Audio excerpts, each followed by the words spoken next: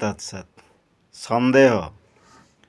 ଯଦି ଜଣେ ଲୋକ ସବୁବେଳେ ସନ୍ଦେହ କରେ ତେବେ ସେ କେବେ ମଧ୍ୟ ଶାନ୍ତିରେ ରହିପାରିବ ନାହିଁ। କାରଣ ସନ୍ଦେହ କରିବା ଦ୍ୱାରା ତା'ର ମନର ମାନସିକ ସ୍ଥିରତା ନଷ୍ଟ ହୋଇଯାଇଥାଏ ଏବଂ ମନଟା ଅଶାନ୍ତି ଅସ୍ଥିର ହୋଇ ରହେ।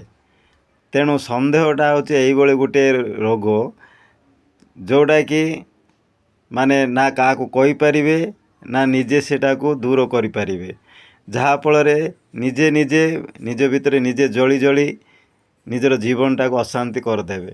ତେଣୁ ସନ୍ଦେହ କରିବାଟା ଅତି ଭୁଲ ଜିନିଷ।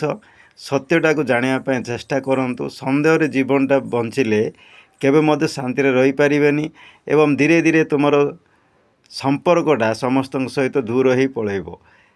ଆପଣ ଯଦି ପ୍ରତ୍ୟେକ କ୍ଷେତ୍ରରେ ଯଦି ଆପଣ ସନ୍ଦେହ ଦୃଷ୍ଟିରେ କାହାକୁ ବି ଦେଖିବେ କେବେ ମଧ୍ୟ ତାଙ୍କ ସହିତ ଭଲ ସମ୍ପର୍କ ରଖିପାରିବେ ନାହିଁ। ହରି ଓମ୍ ତତ୍ସତ୍।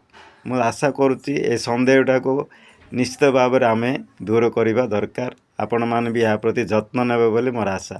ହରି ଓମ୍ ତତ୍ସତ୍।